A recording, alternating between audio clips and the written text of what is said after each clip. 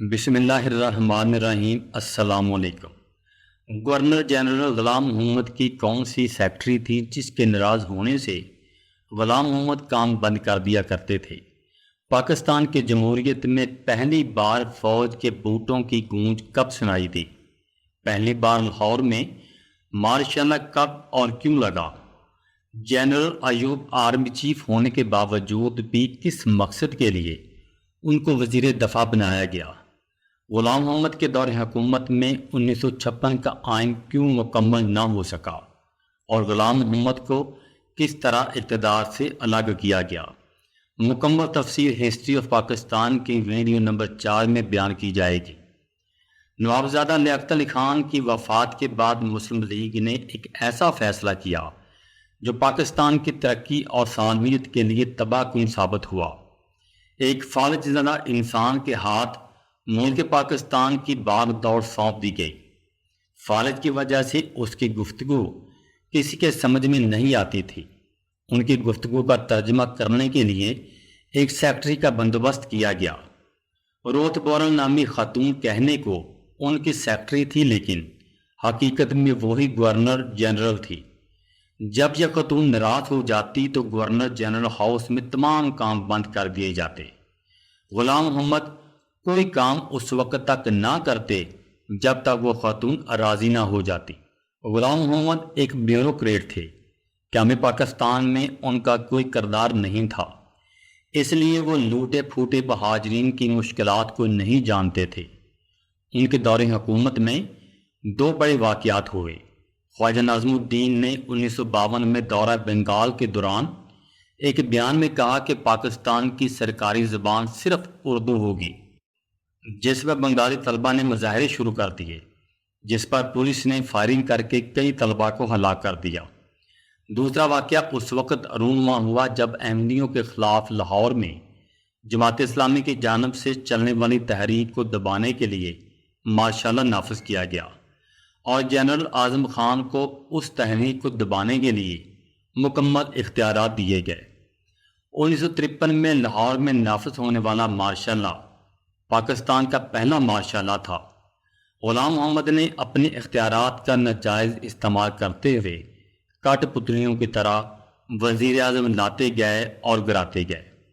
پاکستان کے governor general کے طور پر 1951 سے لے کر 1955 تک اپنے 4 سالہ دور اقتدار میں 3 وزرائے اعظم کو بغیر کسی وجہ کے گھر بھیج دیا گیا۔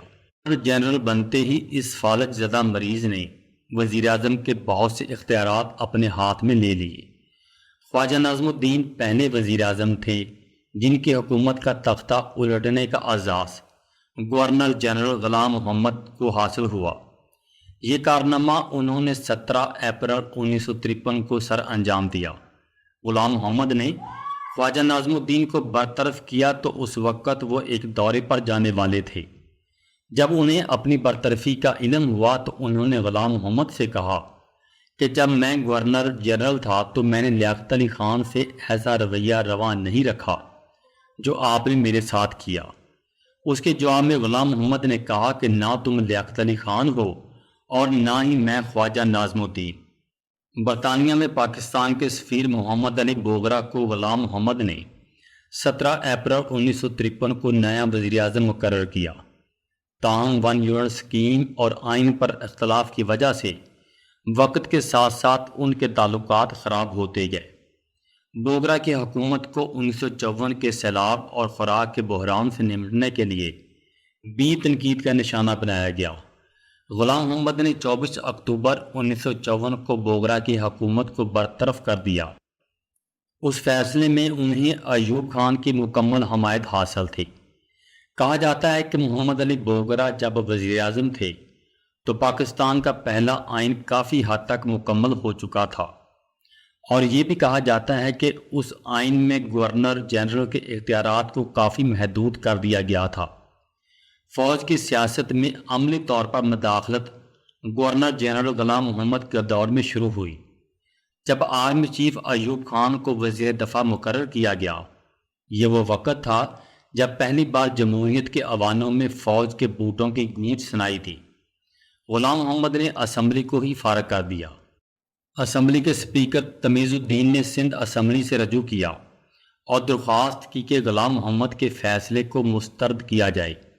مولوی تمیز الدین کا کہنا تھا کہ آئین کا مسودہ تیار ہونے کے قریب ہے، اگر اسمبلی کو بحال نہ کیا گیا تو آزاد اور خود مختار ملک جس کے لیے قائد اعظم محمد علی جناح نے اپنی زندگی قربان کر دی، اس آزاد ملک کو غلامی کے آئین سے ہی چلایا جائے گا۔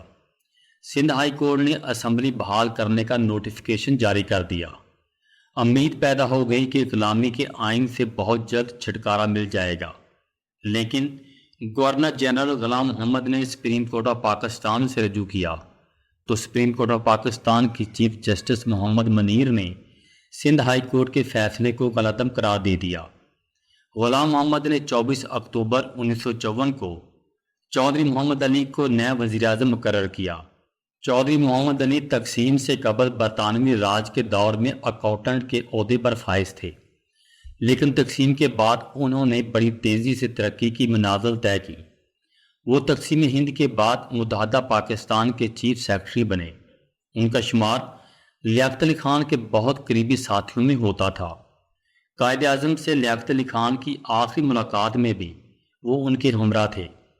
لیاقت علی خان کے قتل کے بعد بنتی بدلتی حکومتوں کے عروج زوال میں بھی شریک تھے، تاہم چودھری رحمت علی کی حکومت مختصر مدت کے لیے رہی اور انہوں نے آئین اور 1 یونٹ اسکیم پر غلام محمد کے ساتھ اختلافات کی وجہ سے استعفیٰ دے دیا۔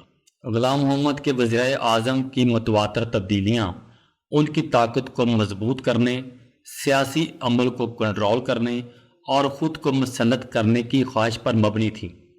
غلام محمد کو 1954 میں فالج کا دورہ پڑا، جس سے وہ جزوی طور پر مفلوج ہو گئے اور اقتدار پر ان کی گرفت کمزور ہو گئی، لیکن اس کے باوجود بھی وہ کرسی چھوڑنے کے لیے تیار نہیں تھے۔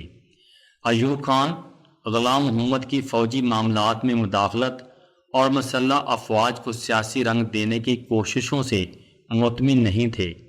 غلام محمد کو سیاسی جماعتوں، خاص طور پر مسلم لیگ کی طرف سے بڑھتی ہوئی مخالفت کا سامنا کرنا پڑا، جو ان کی آمرانہ حکمرانی اور سیاسی عمل میں ہیرا پھیری سے ملک کو بہت سے مسائل کا سامنا کرنا پڑا، اور سیاسی جماعتیں بھی ان کے طرز حکمرانی سے بیزار ہو چکی تھیں۔ اپوزیشن نے ان کے استعفے دینے، حکومت کسی اہل شخص کے حوالے کرنے اور سیاسی معاملات میں مداخلت ختم کرنے کا مطالبہ کیا۔ غلام محمد کی آئین میں ہیرا پھیری اور اس کی تشکیل میں بلا وجہ تاخیر کی کوششیں آئینی بحران کا باعث بنتی جا رہی تھیں، جس نے ان کی حمایت کو مزید کم کر دیا۔ 6 اکتوبر 1955 کو مسلم لیگ اور دیگر اپوزیشن جماعتوں نے غلام محمد کو ایک مشترکہ میمورینڈم پیش کیا، جس میں ان کے استعفے کا مطالبہ کیا گیا، اور وقت کے ساتھ یہ مطالبہ زور پکڑتا گیا۔ سکندر مرزا اور ایوب خان نے ان کو زبردستی اناج کے لیے بیرون ملک بھیجا اور استعفیٰ دینے پر مجبور کیا، لیکن صرف 1 سال بعد غلام محمد اپنے خالق حقیقی کو جا ملے۔ وزیر داخلہ سکندر مرزا نے قائم مقام گورنر جنرل کا عہدہ سنبھال لیا۔ بعد ازاں سکندر مرزا 1956 کے آئین کی منظوری کے بعد پاکستان کے پہلے صدر منتخب ہوئے۔ غلام محمد کی برطرفی سے پاکستان میں آمرانہ حکمرانی کے دور کا خاتمہ ہو گیا، تاہم اس کے طرز حکومت نے مستقبل کی فوجی مداخلتوں کے لیے راستہ ہموار کر دیا۔ سکندر مرزا کا تعلق مشرقی پاکستان سے تھا، لیکن انہوں نے مشرقی پاکستان کے بگڑتے ہوئے حالات کو سنبھالنے میں عدم دلچسپی کا اظہار کیا۔ پاکستان کی دلچسپ کہانی جاری ہے۔